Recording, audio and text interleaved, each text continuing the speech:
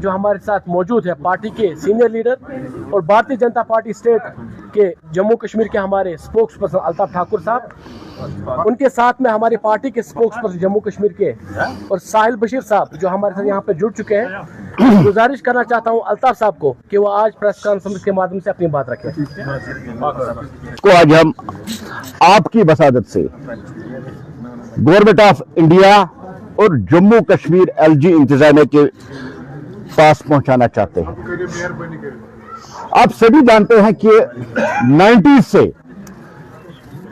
Terrorism, दहशतगर्दी के खिलाफ जो लड़ाई गवर्नमेंट ऑफ इंडिया और जम्मू कश्मीर पुलिस जो लड़ रही है, मुख्तलिफ फ्रंट्स पे उन्होंने इस लड़ाई को लड़ा है और आज भी लड़ रहे हैं। एक तो terrorism, narco terrorism, white collar terrorists, जो हाल ही में आपने देखा कि डॉक्टर्स का एक मॉड्यूल भी सामने आ गया है, और जो मुख्तलिफ कैटेगरी, मुख्तलिफ शेप जो इस टेररिज्म की है, उस पर गवर्नमेंट बहुत तेजी के साथ काम कर रही है। और आप देख रहे हैं कि NIA, SI रेड्स कर रहे हैं और जहां जहां दहशतगर्दी के लिंक्स है उन लिंक्स को वो एक्सपोज करके उनको अंजाम तक पहुंचाते हैं। लेकिन एक और सेक्टर रहता है जिसमें अभी गवर्नमेंट को बहुत कुछ करने की जरूरत है। वो है हमारे जो यहां NGOs चलते हैं या सोसाइटीज चलते हैं या इंस्टीट्यूशन चलते हैं या ट्रस्ट्स चलते हैं। जो NGOs, ट्रस्ट्स या इंस्टीट्यूशंस जो डायरेक्टली टेरर फंड हासिल करते हैं और टेररिस्टों तक पहुंचाते हैं और टेररिस्ट एक्टिविटीज को सपोर्ट करते हैं। एक आंकड़े के मुताबिक जहां हम देखते हैं जम्मू कश्मीर में इस वक्त जितने भी NGOs हैं, टोटल उनकी तादाद 16,000 है। यह अपने आप में सोचने वाली बात है कि एक इतनी छोटी सी स्टेट में जहां 16,000 NGOs, ट्रस्ट्स और इंस्टीट्यूशंस जो यहां रन कर रहे हैं, जो यहां चल रहे हैं, इसके पीछे क्या रीजन है, क्या वजूहत, वो भी मैं आपके सामने आपको कह दूंगा। लेकिन इससे पहले जो गवर्नमेंट ने बहुत सी जो NGOs है उन पर भी कार्रवाई की है, वो जिनके टेरर लिंक्स थी। जम्मू कश्मीर यतीम फाउंडेशन, फलाह-ए-आम ट्रस्ट, सॉल्यूशन मूवमेंट की एक थी, चैरिटी अलायंस जो दिल्ली बेस्ड थी, यहां जो काम कर रही थी, या human welfare association Jammu Kashmir voice of victims. और ये समझ नहीं आ रहा है ये विक्टिम टेररिस्ट विक्टिम उसको कहते हैं, जो मिलिटेंसी रिलेटेड जो फैमिलीज है उनको विक्टिम कहते हैं। ये भी आज तक वो क्लियर नहीं कर पा रहे हैं कि विक्टिम किनको कहते हैं, लेकिन आसान और साफ लफ्जों में हम उनको कहते हैं जो टेरर विक्टिम होते हैं। Jammu Kashmir coalition civil society या ऐसे जो association of parents of disappear persons, ये मुख्तलिफ जो NGOs थे जिनको बैन भी किया गया और जिन पे NIA और SI ने रेड भी की है। लेकिन एक चिंता की बात है कि ये 16,000 जो NGOs है, हम नहीं कह सकते हैं कि सारी NGOs गलत काम कर रही है, लेकिन 16,000 NGOs का इस छोटी सी स्टेट में होना यह बहुत बड़ी एक चिंता की बात है। जबकि भारत पोर्टल जहां रजिस्ट्रेशन होती है NGOs की, 239 ही कुल NGOs वहां रजिस्टर्ड है।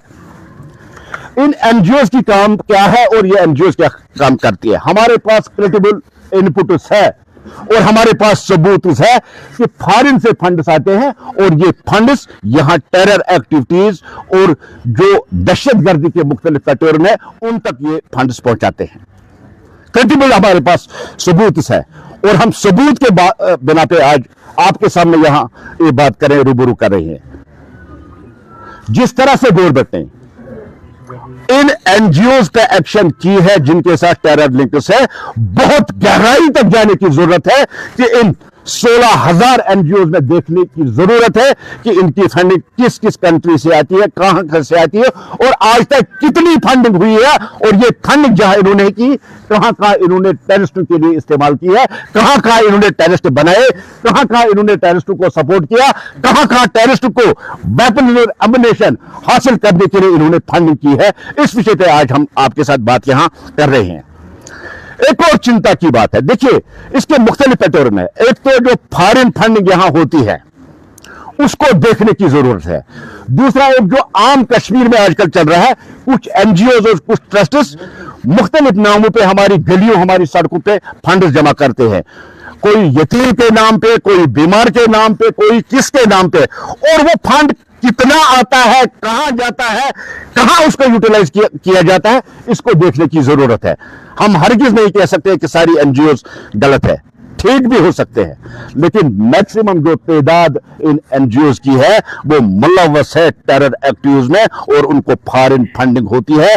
जर्मनी, जापान, यूए, ऐसे मुख्तलिफ कंट्री से उनकी फंडिंग होती है। और हाल ही में एक एनजीओ है जिसको इंग्लैंड से फंडिंग होती है, और वो फंड कहां वो जमा करता है, महदूदी साहब का जो लिटरेचर है जमात इस्लामी का, वो दरसगाहों में उसको बांटता है, वहां वो करोड़ों रुपए वहां इन्वेस्ट करता है।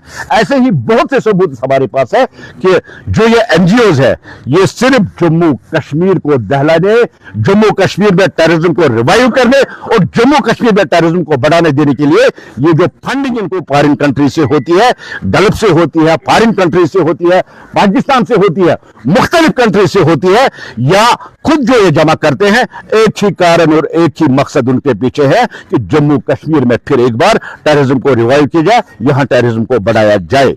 नंबर एक सवाल दूसरा है, हम government of India, home ministry से अपील करते हैं, जिस तरह से आपने टेररिज्म और टेररिस्ट को रूट आउट करने के लिए जम्मू कश्मीर में, चाहे वो व्हाइट कॉलर टेररिस्ट हो, चाहे वो हमारे आश्रम में बैठे हो, चाहे वो हाइब्रिड हो, चाहे वो किसी भी पैटर्न का टेररिस्ट हो, जिस तरह से आपने टेररिज्म को रूट आउट करने का जो संकल्प लिया है, और जिसमें गवर्नमेंट ऑफ इंडिया बड़ी तेजी के साथ कामयाब भी हो रही है और एलजी इंतजामिया भी कामयाब हो रही है, हम गवर्नमेंट ऑफ इंडिया से अपील कर रहे हैं कि इन एनजीओ को एक बार स्कैन करके, इन पे नजर रख के, इनका जो 2019 से जो यहां वो मशरूम ग्रोथ इन टेररिज्म की इस एनजीओ की हुई है, उसको देखने की जरूरत है कि ये फंड जो इनके पास आता है कितना आया है, कितने अरबों, कितने करोड़ों रुपए यहां आए हैं, और ये पैसा इन्होंने कहां कहां टेररिस्ट एक्टिविटीज के लिए इस्तेमाल किया। नंबर 2 साथियों, जहां हम रजिस्टर्ड एनजीओ की बात कर रहे हैं, टोटल 239 है, 239 आउट ऑफ 16,000। ये एक चिंता की बात है।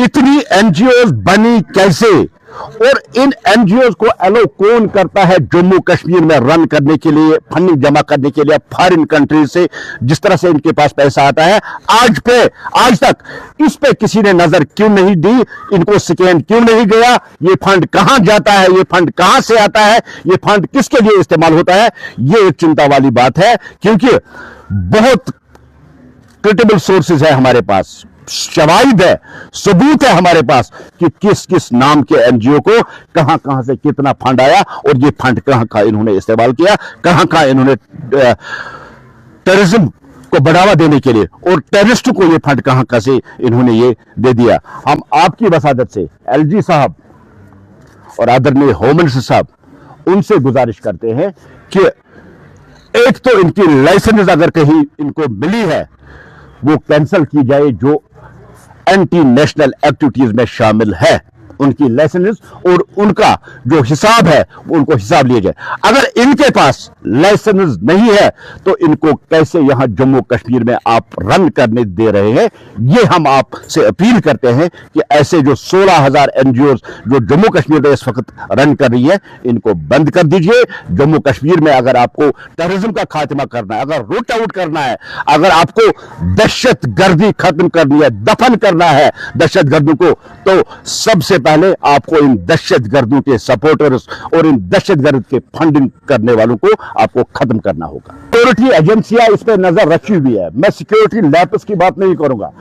हम आपकी वसादत से हमने यही अपील की है कि एनजीओ पे नजर रखने की जरूरत है, और शवाहिद के साथ, सबूत के साथ हम उन एजेंसी को कहेंगे कि कहां कितनी फंडिंग हुई है, कहां ये फंडिंग इन्होंने इन्वेस्ट की है, कहां ये टेरर इस मॉड्यूल को बनाने में या टेररिस्टों को सपोर्ट करने में करे। लेकिन जहां तक आप कह रहे हैं, मैं इसमें जरूर, मैं भारतीय जनता पार्टी का स्पोक्स पर्सन हूं, मैं किसी पुलिस या यहाँ की गवर्नमेंट का स्पोक्स पर्सन नहीं, इसमें पुलिस की भी कोताही है, जो चाहे ट्रस्ट हो, चाहे एनजीओ हो, चाहे एसोसिएशन हो, जो इनको यहाँ रन करने की इजाजत देती है और यहाँ चाहे लोकल तौर पर यहाँ की सड़कों, यहाँ की गलियों में फंड जमा करने की इजाजत देते हैं, या जिस तरह से फॉरेन फंडिंग इन पे होती है जो उन पे अभी तक नजर नहीं उनकी आई है। मैं जम्मू कश्मीर पुलिस से भी ये गुजारिश करूंगा, इस पे नजर लगाने की जरूरत है। देखिए, मैं पहले भी कह चुका हूं,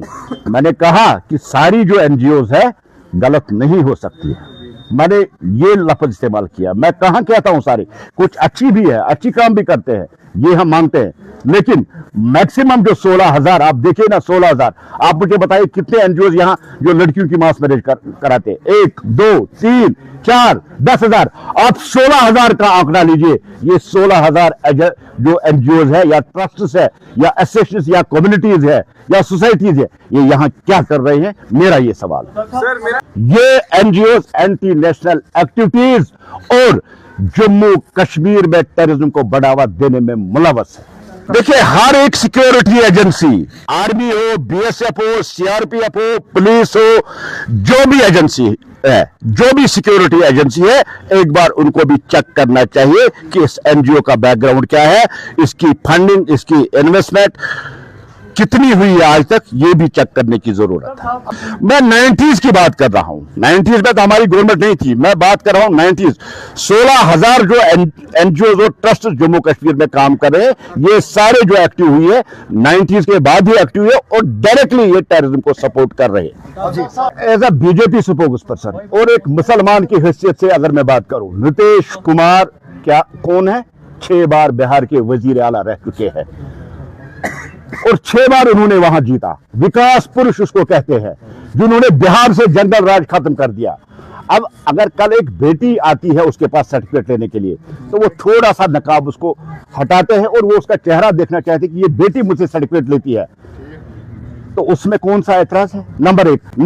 नंबर 2, जो इसकी वकालत करते हैं कि नकाब क्यों हटाए, खुले बाल लेके मीडिया के सामने आना और उसके बाद नकाब की वकालत करना। पहले वो नकाब करे, तब वो नकाब की बात मीडिया के सामने करे। नहीं है, मैंने कहा उसके दादा की उम्र के हैं नीतीश कुमार, और जो पार्टियां वहां सपोर्ट कर इसको अपोज करें, उनमें कांग्रेस, और कांग्रेस की हैसियत क्या रही इसमें बिहार इलेक्शन में? आप कभी बोलेरो गाड़ी में चढ़े हैं, उसमें सफर किया है? 6 लोग आते हैं, वो बोलेरो गाड़ी का स्ट्रक्चर रहा है कांग्रेस का, जो उसका अपोज कर रही है। सिर्फ अपना नकाब लगा दे, खुले बाल छोड़ के मीडिया के सामने आना बंद करे, तब नकाब की वकालत करे। मैंने यही बात कही थी, मैं तब नकाब की वकालत करूंगा जब मैं खुद टोपी और कमीज पहन के आऊंगा। सेक्युलर अप्रोच किसको कहते हैं? हिंदू मुसलमान सबको। अगर एक दादा अपनी पोती का चेहरा देखना चाहती है तो इसमें सेक्युलरिज्म को कौन सा खतरा है? परवेज कौन? देखिए, ह्यूमन राइट्स के नाम पे, मुख्तलिफ नामों पे दहशत गर्दी को बढ़ावा देना, उसका मतलब ये नहीं कि ह्यूमन राइट्स नाम पे आप यहां आतंकवाद और दहशत गर्दी को सपोर्ट करेंगे और आपको बख्शा जाएगा। नहीं, खुर्रम परवेज डायरेक्टली इन्वॉल्व था दहशत गर्दों को फंडिंग करने में और दहशत गर्दों को सपोर्ट करने में। सबसे पहले बताइए, आप नकाब और टोपी की वकालत करते हैं, पहले खुद टोपी पहन के आए, इस्लाम यही सिखाता है। हुज़ूर सल्लल्लाहु अलैहि वसल्लम को किसी ने सवाल किया था कि 3 बार वो गया कि मैं खांड खा रहा हूं, मैं छोड़ना चाहता हूं। चौथी बार जब वो गए तब उन्होंने उसको कहा कि अब मैंने छोड़ दिया, अब मैं आपको कह रहा हूं छोड़ दो। आप अगर नकाब की वकालत करते हैं तो आपला आजादी का बहुत बड़ा सिपाही था, जिसने बहुत बड़ा रोल किया हिंदुस्तान की आजादी में, हिंदुस्तान को आजादी। क्या वो वंदे मातरम नहीं गाता था? मौलाना अबू कलाम आजाद क्या वो नहीं गाता था? वंदे मातरम का थीम क्या है? मैं यहाँ के पहाड़ों, यहाँ की धरती, यहाँ के हवाओं, यहाँ के ठंडी हवाओं को सलाम, माँ तुझे मैं सलाम करता हूँ। और माँ का एहतराम करना, माँ को सलाम करना, माँ को रेस्पेक्ट करना, ये तो हर मुसलमान, सिख, हिंदू हर कोई करता है। अब वंदे मातरम की आड़ में आप नहीं गाना चाहते हैं तो मुझे नहीं लगता है कि जिस कॉन्स्टिट्यूशन का आप हवाला देते हैं, जिस कॉन्स्टिट्यूशन के अंदर आपने यहाँ ओथ उठाई है, वही कॉन्स्टिट्यूशन आपको वंदे मातरम एक नेशनल गीत की तरफ उसी ने उसको रजिस्ट्रेशन दी है। आप हिंदुस्तान में रहते हैं, वंदे मातरम का एहतराम करना ही होगा। देखिए, स्टेटहुड मौजूद टाइम पे मिल जाएगा। ये बार बार देश के प्रधानमंत्री जी ने भी कहा, देश के गृह मंत्री ने भी कहा। अब स्टेटहुड के आड़ में आप जम्मू कश्मीर के लोगों को पावर नहीं देना चाहते, स्टेटहुड के आड़ में आप यहां गैस नहीं देना चाहते हैं, स्टेटहुड के आड़ में आप यहां चावल नहीं देना चाहते, स्टेटहुड के आड़ में यहां आप एम्प्लॉयमेंट देना चाहते हैं, स्टेटहुड के आड़ में आप यहां डेलीगेशन को रेगुलाइज नहीं करना चाहते जो आपने प्रॉमिस किया। अब ये स्टेटहुड का बहाना बहुत पुराना हो चुका है, ये नहीं चलेगा। और जहां तक कैदियों की बात की, जिसने जुर्म किया है, जो दहशतगर्दी एक्टिविटीज में शामिल है, जो स्टोन पेल्टिंग में शामिल है, हमें दहशतगर्दों को मिटाना है, दहशतगर्दी को मिटाना है, उनके लिए सही जगह जेल ही है।